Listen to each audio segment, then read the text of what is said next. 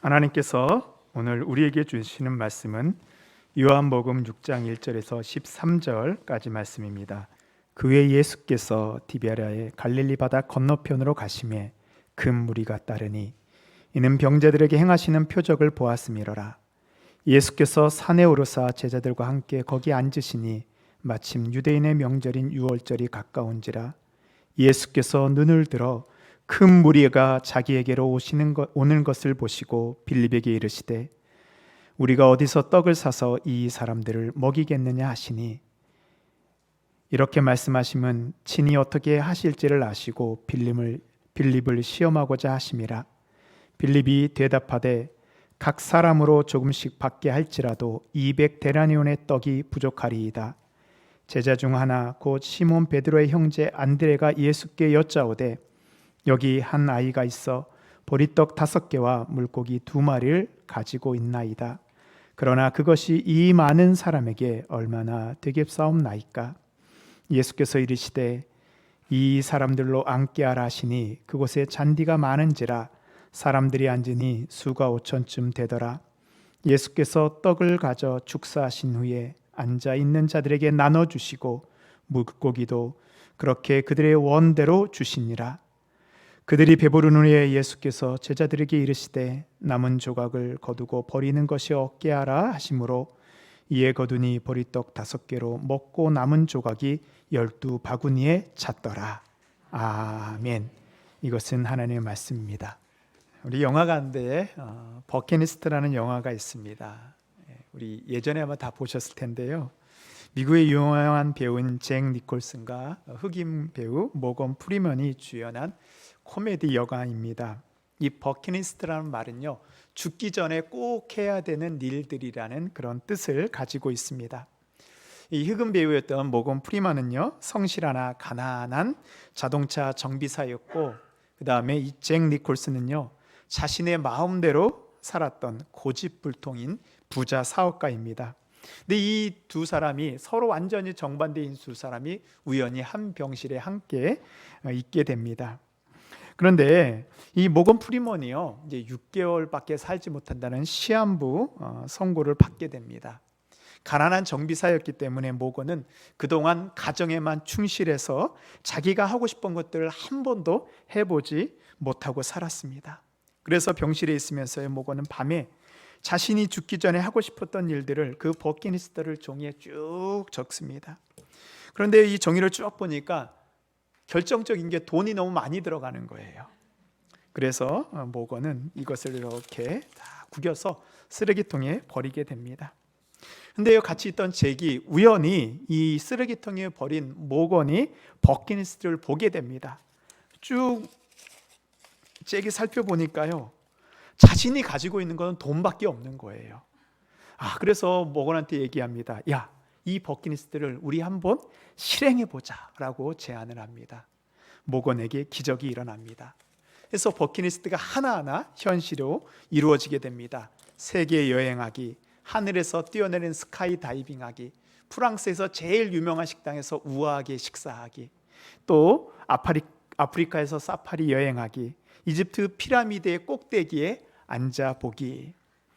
근데 얼마 뒤 이 모건이 병으로 먼저 죽게 됩니다. 남아있는 잭은 모건이 못다 이룬 버킷리스트를 하나하나 이렇게 하게 됩니다. 이 영화에서 가장 감동적인 부분은요, 이 버킷리스트가 하나하나 실현되는 그런 장면이 아니었습니다. 모건은 그동안 자신이 아내를 사랑하지 않고 의무적으로 가족을 부양하기 위해서 살았다고 생각하니까요, 그동안 인생이 너무 허무했습니다. 그런데 나중에 깨닫게 됩니다. 내가 내 아내를 진심으로 사랑했다는 것을 깨닫게 되고 죽는 데에도 너무나도 인생이 소중하게 여기고 죽어가게 됩니다. 그리고 잭은요, 사랑하지만 자신의 고집불통 때문에 결별하고 지냈던 딸에게 용서를 구하며 화해하게 됩니다. 이 영화는 우리 인생의 버킷리스트가 무엇인지 알려주고 있습니다. 그것은 바로 나와 가장 가까이 있는 사람들을 사랑하며 그리고 용서하며 살아가는 것입니다. 여러분의 버킷리스트는 무엇입니까? 가고 싶은 것, 먹고 싶은 것, 가지고 싶은 것 있죠. 그러나 그것보다 더 중요한 것은 내 곁에 있는 가족들을 사랑하고 행복하게 함께 지내는 것입니다. 사도 요한은 요한일서 4장 16절에서 이렇게 말씀하고 있습니다. 하나님이 우리를 사랑하시는 사랑을 우리가 알고 믿었노니 하나님은 사랑이시라. 사랑 안에 거하는 자는 하나님 안에 거하고 하나님도 그의 안에 거하시느니라. 하나님의 사랑을 아는 사람은 하나님의 사랑으로 우리 옆에 있는 우리의 가족들을 사랑할 수 있습니다. 그리고 나의 사랑을 통하여서 우리의 가족이 하나님의 사랑 안에 거하게 되는 기적이 일어나게 됩니다. 우리의 가정에 하나님의 나라가 세워지게 됩니다. 우리 그리스도인들에겐요, 또 하나의 버킷리스트가 있습니다. 무엇일까요? 바로 천국에 가는 것입니다. 그런데 이 죽어서 가는 천국은 당연한 것입니다. 또 하나의 버킷리스트는 뭐냐 하면 이 땅에서 하나님의 나라를 누리며 살아가는 것입니다. 이 예수님께서 마가복음 1장에서요, 이 땅에 오셔서 처음으로 하신 말씀이 바로 이 말씀입니다. 이르시되 때가 찼고 하나님의 나라가 가까이 왔으니 회개하고 복음을 믿으라 하시더라. 하나님의 나라가 이 땅에 가까이 왔다라는 것입니다. 우리의 삶에 하나님의 나라가 임하여야 됩니다. 우리의 가정에 하나님의 나라가 임하여야 됩니다. 그러면 어떻게 하면 우리의 삶에 하나님의 나라가 임할 수 있을까요? 성경에는요, 하나님의 나라가 미리 경험하는 기적이 하나 나옵니다. 그것이 바로 오늘 우리가 읽은 보리떡 5개와 물고기 2마리로 5,000명을 먹인 사건입니다. 많은 사람들이 예수님을 따르다 보니까 예수님과 제자들은 밥 먹을 겨를도 없이 늘 피곤했습니다. 그래서 예수님께서는 좀 한적한 곳으로 가시고 하셨습니다. 그래서 제자들과 함께 벳세다라고 하는 이 작은 시골 마을로 가게 됩니다. 이 벳세다라는 뜻은 어부의 마을이라는 뜻을 가지고 있습니다. 그리고 예수님의 제자 중에서 빌립의 고향입니다. 이 벳세다는요,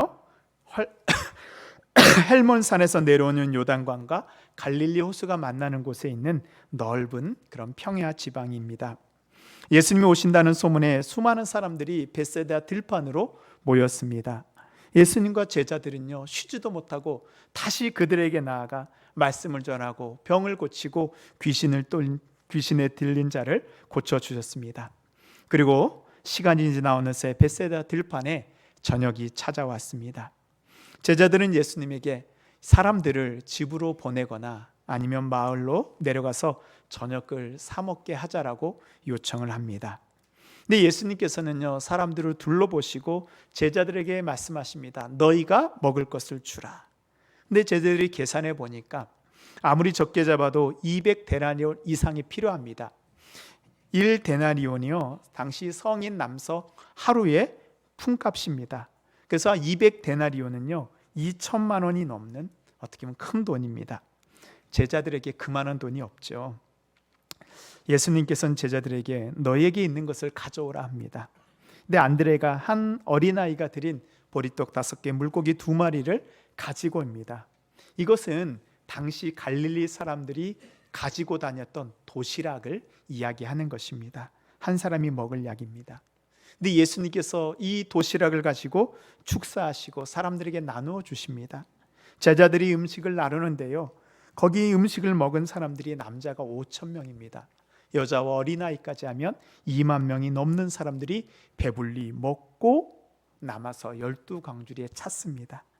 이것이 오병이어의 기적입니다.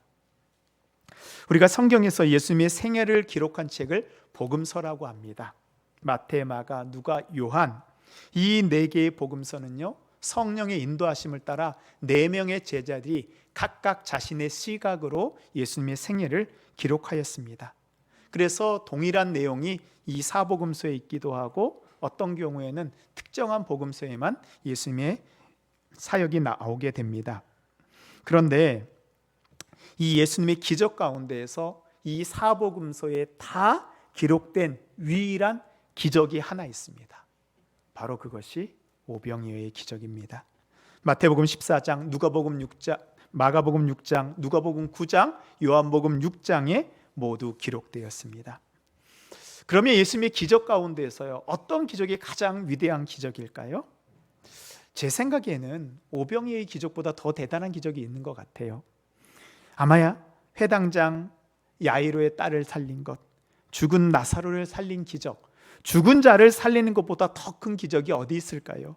그런데요, 이 죽은 사람을 살린 기적은 사복음서에 다 실리지 못했습니다. 하지만 오병이어의 기적은 모든 복음서에 다 기록되었습니다. 그 이유가 무엇일까요? 오병이어의 기적은요, 하나님의 나라가 무엇인지 우리에게 알려주는 하나님의 뜻이 담겨져 있기 때문입니다.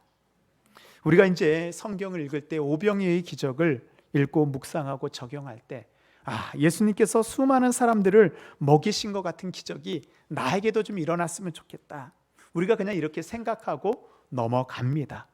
물론 이렇게만 하셔도 참 잘하는 겁니다. 그런데요, 우리가 하나님의 나라를 경험하기 위해서는 한 발짝 더 깊숙이 성경 속으로 들어가야 됩니다. 성경 속으로 들어갈 수 있는 질문을 자신에게 던져야 됩니다. 그것은 바로 주님께서 제자들에게 물으셨던 것 같이 주님께서 나에게 지금 물으신다면 내가 어떻게 대답할까?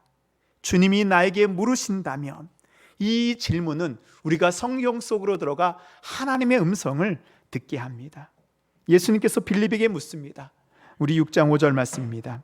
예수께서 큰 눈을 들어 큰 무리가 자기에게로 오는 것을 보시고 빌립에게 이르시되 우리가 어디서 떡을 사서 이 사람들을 먹이겠느냐? 빌립아, 내가 떡을 사서 이 사람들을 먹일 수 있겠느냐? 빌립의 고향은 베세다입니다. 그래서요, 빌립은 떡집이 어디 있고 가격이 얼마 되는 것을 누구보다도 잘 알고 있습니다. 그런데 빌립이 계산해 보니까요, 세물에도 답이 나오지 않습니다. 이 베세다에 이 많은 사람들을 먹일 수 있는 떡집도 없거니와 있다고 해도 이들을 먹일 돈이 제자들에게 없는 것입니다. 우리에게도 예수님 물으십니다. 내가 가지고 있는 것으로 하나님의 일을 할 수 있겠느냐? 우리는 이 질문에 대해서 정직하게 대답해야 됩니다. 우리가 어떻게 해야 하나님 나라의 기적이 우리에게 일어날 수 있을까요? 첫 번째로 예수님께서 우리의 부족함을 채워주십니다. 예수님께서는 우리의 부족함을 아시는 분입니다.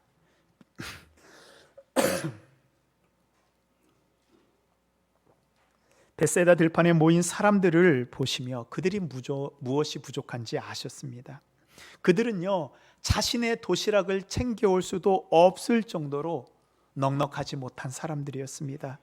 예수님의 말씀을 듣고 위로와 힘을 얻고 싶은 마음에 먹을 것이 없어도 달려온 사람들이었습니다. 예전의 기록을 보면요, 하루에 3끼 먹을 수 있는 사람들은 그리 많지 않았습니다. 귀족, 부자, 왕족, 그리고 그들에게 속한 종이 하루에 3끼를 먹을 수 있었고요, 다른 사람들은 하루에 2끼 정도 먹었다고 합니다. 베세다에 모인 이들은 아마 점심도 먹지 못하였고 저녁까지도 굶어야 할지도 몰랐습니다. 예수님은 이들의 배고픔을 외면하지 않으셨습니다. 예수님의 마음을 마가복음에서는 이렇게 기록하고 있습니다. 마가복음 6장에 보면요, 예수께서 나오사 큰 무리를 보시고 그 목자 없는 양 같음을 인하여 불쌍히 여기사. 양에게 먹일 풀과 물을 제공하고 안전한 곳으로 인도해 주는 사람이 목자입니다. 그런데 목자 없는 양은요, 굶어 죽거나 사나운 맹수의 먹이가 됩니다. 예수님은 목자의 마음으로 우리를 보고 있습니다. 우리의 어려움을 아시고 우리가 힘들게 사는 것을 다 보고 계시는 분입니다. 우리가 위험 가운데 있을 때 그것을 그냥 넘어가지 않고 우리를 보호하여 주시는 분입니다. 세상 모든 사람들은 부족함이 있습니다. 건강의 연약함, 물질의 부족함, 영혼의 허전함이 있습니다. 이 말씀에서 보면요, 사람들이 배고프다라고 예수님한테 음식을 달라고 하지 않았습니다. 근데 예수님께서는 이미 무리들의 배고픔을 알고 그들의 부족함을 채워주셨습니다. 이스라엘 백성들이 출애굽하여서 광야에서 먹을 것이 없어 죽게 되었을 때요, 하나님께서 만나를 내리셔서 그들을 먹여주셨어요. 근데 이 만나가요, 하루 이틀 내리고 멈췄나요? 아닙니다. 그들이 가나안 땅에 들어가는, 젖과 꿀이 흐르는 약속의 땅에 들어가는 그 순간까지 생명의 양식이 그치지 않았습니다. 사랑하는 성도 여러분, 예수님께서는 우리의 부족함을 아십니다. 한 번이 아니고요, 우리의 평생에 생명의 양식으로 채워 주십니다. 지금 여러분의 부족한 것이 무엇이 있습니까? 예수님이 계신 벳세다 들판으로 나오십시오. 여러분의 삶의 벳세다에 하나님의 나라의 기적이 시작될 것을 믿습니다. 두 번째로, 하나님 나라의 기적은 작은 것으로부터 시작됩니다. 빌립은 자신들이 가진 것으로는 이 많은 사람들을 먹일 수 없다는 것을 알았습니다. 그렇게 예수님께 말씀드리자요, 예수님의 제자 중에서 이 머리보다 몸이 먼저 움직이는 행동파 두 사람이 있습니다. 바로 베드로와 안드레입니다. 이 베드로와 안드레는 사람들에게 들어가서 먹을 것을 좀 구해옵니다. 이 성경에는 베드로의 형제 안드레로 나오지만 또 이렇게 다른 번역에서는 안드레와 베드로가 함께 한 것으로도 우리가 번역이 가능합니다. 베드로와 안드레가 구해온 음식이 무엇이죠? 우리 9절 말씀입니다. 우리 함께 읽도록 하겠습니다. 시작. 여기 한 아이가 있어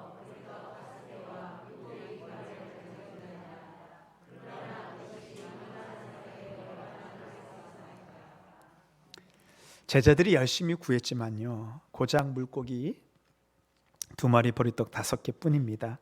이것으로 몇 사람을 먹일 수 있을까요? 그런데 예수님께서는 이것을 다 알고 계시면서 왜 빌립에게 물으시고 안드레와 베드로가 먹을 것을 구해오는 것을 막지 않으셨을까요? 우리 6절에 보면 그 이유가 나와 있습니다. 이렇게 말씀하심은 친히 어떻게 하실지를 아시고 빌립을 시험하고자 하심이라. 예수님께서는요, 제자들을 시험하고자 하셨습니다. 무슨 시험이요?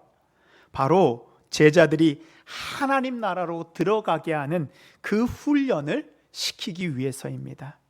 한 아이가 가져온 자신의 도시락이 예수님 손에 들려졌을 때 어떤 일이 일어나는 것을 보여주시고자 하셨습니다. 5,000명이 다 먹고도 남았습니다. 아이의 것을 예수님께 드렸을 때 예수님께서는 그 작은 것을 통해서 믿음의 기적을 일으키셨습니다. 우리도 마찬가지입니다. 예수님, 제가 가지고 있는 것은 이 작은 것밖에 되지 않습니다. 이것으로 무엇을 할 수 있습니까? 아무것도 할 수 없지 않습니까? 그러나 나의 작은 것을 예수님께 드려보십시오. 하나님 나라의 기적은요, 작은 것을 예수님께 드렸을 때 시작되는 것을 믿으시기 바랍니다. 아멘. 제가 이제 영월에서 목회할 때의 일입니다. 이제 겨울이 되어서 아이들에게 이제 하고 싶은 것을 제가 물어봤습니다. 야, 우리 중고등부가 뭐 했으면 좋겠자. 그랬더니 이 아이들이 뭐라고 얘기했냐 하면, 목사님 스키장에 가고 싶어요. 여기는 다 스키장 가나 봐요. 예, 제가 있던 곳은 스키장 이렇게 쉽게 가지 않았습니다. 예, 수준 높은 곳입니다. 예. 근데 이제 제가 그 말을 듣고 이제 저한테 문제가 생겼어요. 첫 번째, 제가 탈 줄 몰라서 아이들을 가르칠 수 없는 거고요. 비용이 너무 많이 들어가 작은 시골교회 예산으로는 감당할 수 없었습니다. 그래서 제가 안타까운 마음으로 하나님께 기도했습니다. 하나님, 우리 아이들이 코로나로 인해서 요즘 계속 집에만 있고 아무것도 가지 못하는데 우리 아이들에게 즐거운 시간을 갖게 해주고 싶습니다. 교회가 선물을 하고 싶습니다. 근데 우리 교회가 서울의 강남의 부자교회도 아니고 그래도 해주고 싶습니다. 이제 이렇게 기도를 했어요. 그리고 일단 알아봤습니다. 그래서 스키를 한 3일 정도 배우는데 들어가는 비용을 생각해 보니까 한 30-40만 원 정도 돼야지 아이들이 그렇게 배울 수 있더라고요. 그래서 일단은 아무것도 없었지만 아이들에게, 야, 목사님이 태워줄 테니까 우리 기대하라 라고 자신 있게 이야기를 했습니다. 그리고 이제 제가 급해졌죠. 이제 가르쳐 줄 사람들을 찾았습니다. 혹시 주변에 혹시 스키 탈 수 있는 목사님들을 이렇게 좀 알아봤는데 이 목사님들이 탈 줄 모르는 거예요. 그리고 또 탈 줄 아는 분들은 아이들을 절대로 가르쳐 주지 않겠다고 단호하게 거절을 하더라고요. 그래서 이제 그때 마침 저희 아내의 조카가 떠올랐습니다. 이제 예전에 스키장에서 스노우보드 강사를 하였는데 마침 집에서 쉬고 있었습니다. 그래서 도와달라고 부탁을 하고요. 이제 뭐 장비와 옷을 또 저렴하게 대여할 수 있는 곳도 찾고, 또 리프트권도 학생으로서 할인할 수 있는 방법을 다 찾았습니다. 그러니까 생각하니까요, 또 믿고 나아가니까 기적이 시작되더라고요. 그래서 이제 처음에는 스키장에 놀러 가는 정도로 이제 생각했는데, 이 아이들이 강사한테 이 보드를 제대로 배우니까요, 아이들이 눈빛이 확 달라지더라고요. 두 번째 날 가자고 우리 7시 반에 모여서 출발한다고 하니까 그 추운 아침에 한 명도 늦지 않고 모두 모이는 기적을, 저는 홍해가 갈라지는 기적을 거기서 봤어요. 그래서 아이들이 잘 이제 거의 뭐 몇 주 동안 재밌게 잘 스키를 타고요. 저는 우리 아이들이 평생 이렇게 스키장에 가서 놀고 즐길 때 우리 아이들이 교회에서 나에게 이렇게 보드 타는 것을 가르쳐 줬구나 라는 것을 생각하면 제가 너무나도 감사한 거예요. 아이들이 하나님을 떠나지 않을 수 있는 그 또한 좋은 고리를 우리가 만들어 주었구나. 또 하나의 감사는 저희 아내의 조카가 그때 이제 오랫동안 일을 하지 못해서 좀 자존감이 많이 떨어져 있었습니다. 근데 아이들을 가르치면서요, 자신의 안에 있는 그런 존재감을 다시 확인하게 되는 것 같더라고요. 물론 이것과 꼭 연관시킬 수는 없지만 이제 그 일이 있고 나서 이 아내의 조카는 다시 자신감을 찾고 지금 열심히 땀을 흘리며 일을 하고 있습니다. 제가 처음에 가졌던 것은 작은 믿음이었습니다. 우리 아이들에게 교회가 좋은 것을 선물해 주자, 그러나 그것을 주님 앞에 올려드리자, 주님께서는 받으시고 놀라운 일을 하셨습니다. 그게 바로 하나님 나라입니다.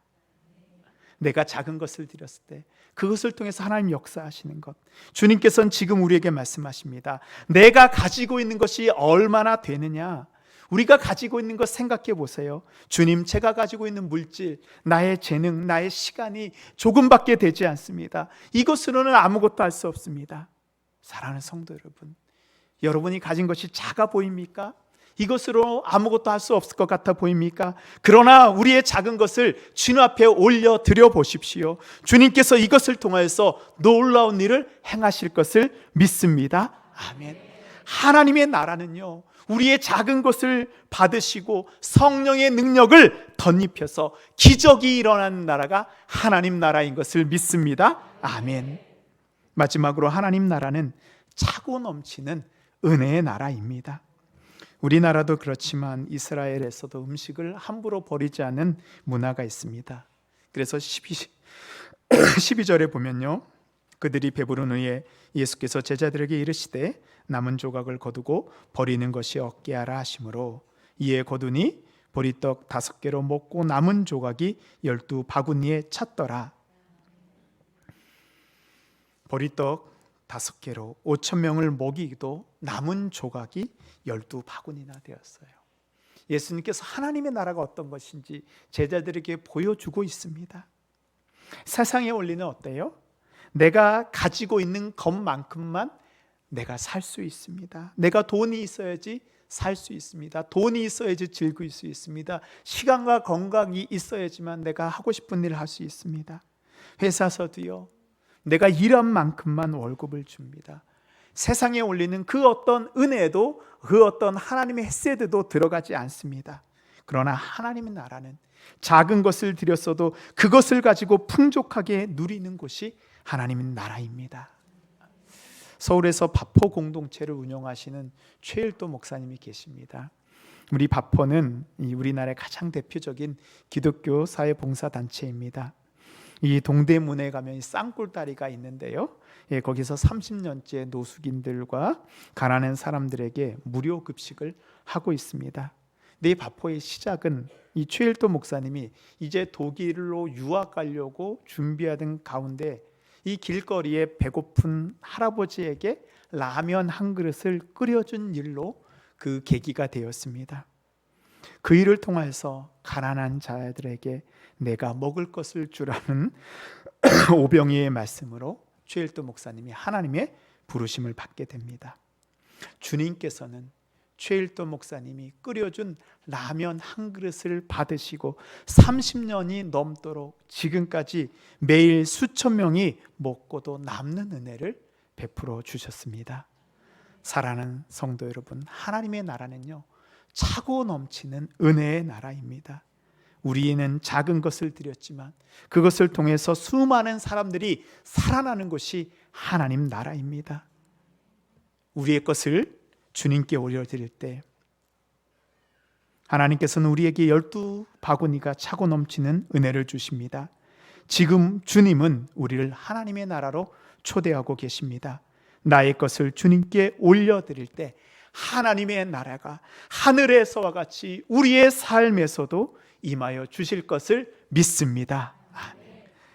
이제는 우리를 구원하시기 위해 십자가 위에서 죽으신 예수 그리스도의 크신 은혜와 우리의 부족함을 아시고 넘치도록 채워주시는 아버지 하나님의 크신 사랑하심과 세상의 원리가 아니고 하나님의 원리로 살 수 있도록 힘과 능력 주시는 성령님의 교통교제 역사하심이 나의 작은 것을 들여 하나님의 나라를 이 땅에 세우기로 결단하는 우리 모든 성령들의 머리 위에, 하나님의 나라가 임하는 우리의 가정과 자녀 위에, 하나님의 나라가 이루어지는 우리의 기업과 일터와 직장과 학업 위에, 거룩한 동신교회 위에 이제부터 영원토록 함께 하시기를 간절히 축원하옵나이다. 아멘.